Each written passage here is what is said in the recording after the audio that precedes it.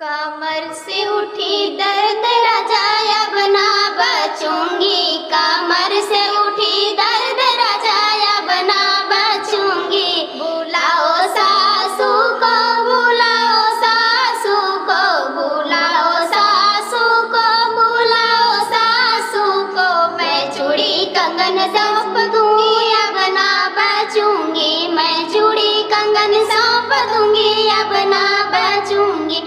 कमर से उठी दर्द राजा अब ना बचूंगी, कमर से उठी दर्द राजा अब ना बचूंगी। बुलाओ जेठनी को, बुलाओ जेठनी को, बुलाओ जेठनी को, बुलाओ जेठनी को। मैं घर बर सौंप दूंगी अब ना बचूंगी, मैं घर बर सौंप दूंगी अब ना बचूंगी। कमर से उठी दर्द राजा अब ना बचूंगी, कमर से उठी दर्द राजा अब ना बचूंगी। बुलाओ देवरानी को, बुलाओ देवरानी को, बुलाओ देवरानी को, बुलाओ देवरानी को। मैं चूल्हा चौका सौंप दूंगी अब ना बचूंगी, मैं चूल्हा चौका सौंप दूंगी अब ना बचूंगी। कमर से उठी दर्द राजा अब ना बचूंगी,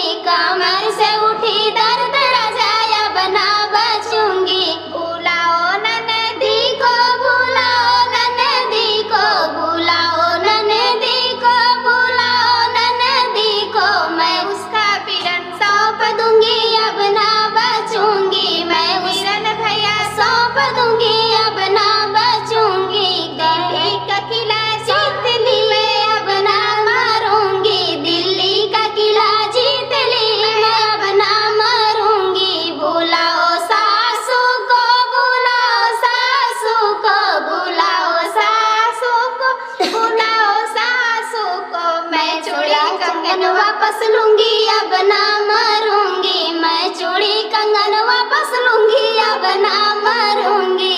कमर से उठी दर्द राजा अब ना बचूंगी, कमर से उठी दर्द राजा अब ना मारूंगी। बुलाओ जेठनी को, बुलाओ जेठनी को, बुलाओ जेठनी को, बुलाओ जेठनी को। मैं अपना घर वापस लूंगी अब ना